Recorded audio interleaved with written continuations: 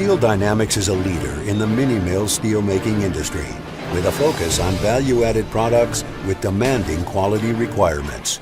And at the heart of the mini-mill process, a more environmentally friendly way of making steel is scrap steel. Lots and lots of scrap steel. In fact, about 75% of the material SDI uses to make new prime steel consists of scrap steel that is often left to rust in junkyards or litter the countryside. SDI also owns OmniSource, the second largest scrap recycling company in North America. And that's where our story begins, at an OmniSource facility in Indianapolis. OmniSource collects and processes ferrous scrap and non-ferrous scrap at more than 70 facilities around the country. Here at one of OmniSource's 5 facilities in Indianapolis, a gigantic shredder reduces entire automobiles and other large pieces of scrap into smaller sections that will fit into the flat roll division's electric arc furnaces. After the scrap is shredded, giant magnets separate the ferrous materials from the non-ferrous. Non-ferrous scrap is conveyed away for further sorting. Just as in the mini-mill steelmaking process, nothing goes to waste. At a visual inspection checkpoint, employees remove any non-ferrous scrap that's hung up with the ferrous material. Next, the scrap is shipped to the Flat Roll Division's mill at Butler in northeast Indiana. The mill campus includes 15 miles of railroad track capable of handling 700 rail cars at one time for incoming scrap and outgoing steel shipments. The mill also receives 200 to 300 truckloads of scrap and other raw materials every day.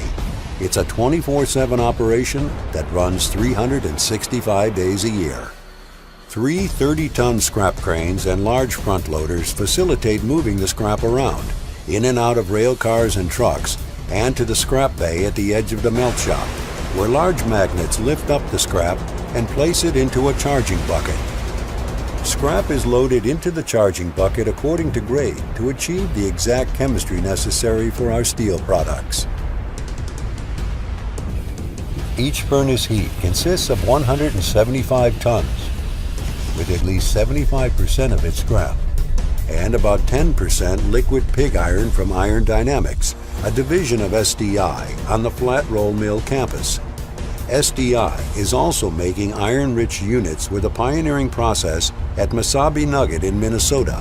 Both IDI and Mesabi use iron-making methods that are far more eco-friendly than traditional blast furnaces. Mini-mills use electric arc furnaces, or EAFs, which require much less in the way of natural resources versus traditional blast furnaces. For every ton of steel produced by SDI, we eliminate the need for 2,500 pounds of iron ore, 1,400 pounds of coal, and 120 pounds of limestone. And we use significantly less energy in the process. The EAF process also produces 67% less carbon equivalent emissions. In addition, 95% of our scrap comes from within 250 miles of our plants. The charging bucket is moved to a position directly above one of the mill's 2 twin-shell EAFs. The scrap is then released into the furnace, creating some real fireworks. The reason for the explosion is that a portion, about 40 tons, of each heat of molten steel is left in the furnace to keep it hot for the next heat, saving time and money. Once the scrap and pig iron are loaded, the roof of the furnace is closed, and 3 large carbon electrodes are lowered through an opening in the roof. Then, it's showtime. And it's loud, very, very loud. The rods circulate or arc up to 115 million watts of electricity to melt the scrap at a temperature reaching 3,000 degrees Fahrenheit. The power is on for about 35 minutes to complete the melting of each heat, which is a good reason why our monthly electric bill is about $7 to $8 million. Once a heat is completely melted, the furnace is tipped to pour off the slag, a collection of impurities that rises to the top of the heat. The molten steel is then tapped through the bottom of the furnace and into a ladle. The steel then goes to the ladle metallurgy furnace, or LMF, where a variety of processes can be accomplished, including desulfurization and deoxidation. The temperature of the steel can be adjusted with carbon electrodes, and the chemistry of the steel can be changed by reducing some alloy elements and the introduction of others. From the ladle metallurgy furnace, the steel goes to the thin slab casters. On the caster deck, the turret rotates to exchange an emptied ladle with another ladle filled with molten metal. As it goes through the casters, the molten steel, now about 2,800 degrees Fahrenheit, is converted into a continuous ribbon of steel approximately 60 millimeters thick and up to 180 feet long. These thin slabs can be rolled into steel sheet much more quickly, efficiently, and cost-effectively than the much thicker slabs produced at traditional integrated steel mills. Producing slabs up to 64 inches thick, the casters operate at maximum speed of 230 inches per minute and process 9,000 tons of steel in a 24-hour period. Going through a 2,400 gallons per minute spray of cooling water, the slab is completely solid in 24 seconds and has an exit temperature of 2,100 degrees.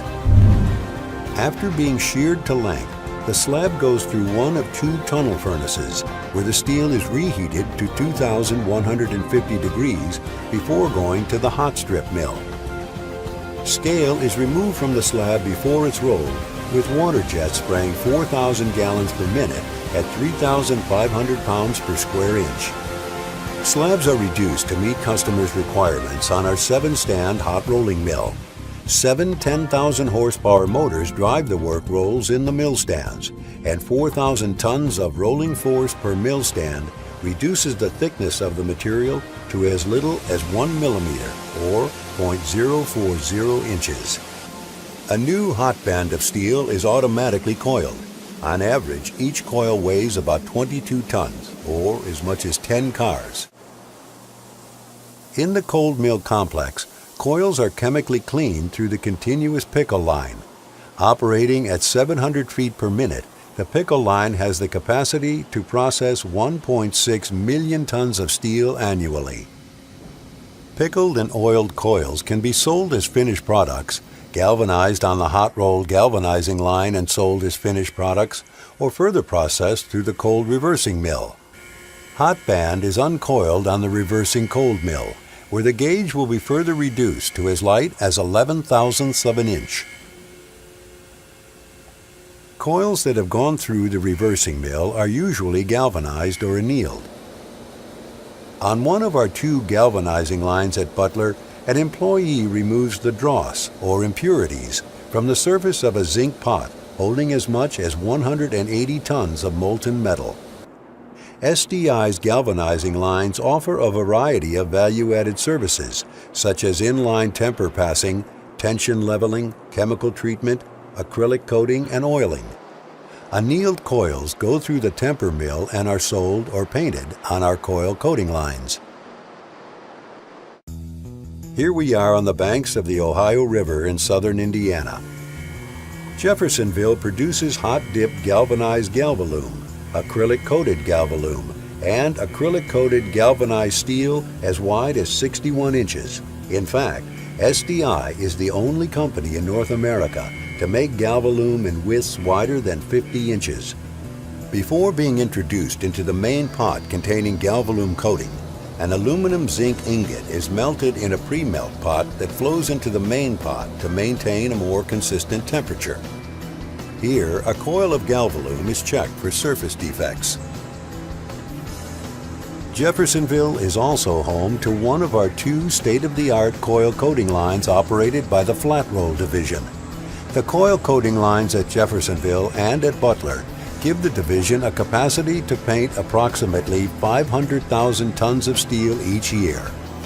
SDI's Flat Roll Division is the only steel mill operation in the United States that paints its own steel.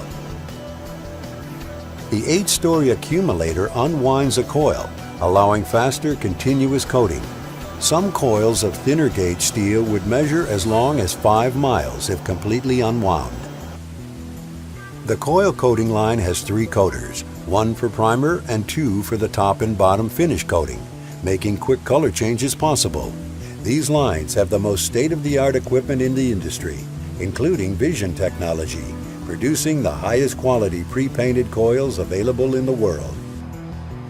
Whether coils are coated at Butler or at Jeffersonville, the highest standards of quality are maintained through continuous monitoring with leading-edge technology and equipment and well-trained eyes. We recently installed equipment that allows coils to be placed on pallets. Coils placed on pallets are easier to handle for our customers who depend on forklifts to move materials in their facilities. Coated coils are staged for shipment to our customers in a broad range of industries who use our steel in a wide variety of applications. Scrap produced during processing at Jeffersonville is loaded for shipment back to the Butler mill where, you guessed it, the scrap will be melted and used again to make new steel. It's a full circle.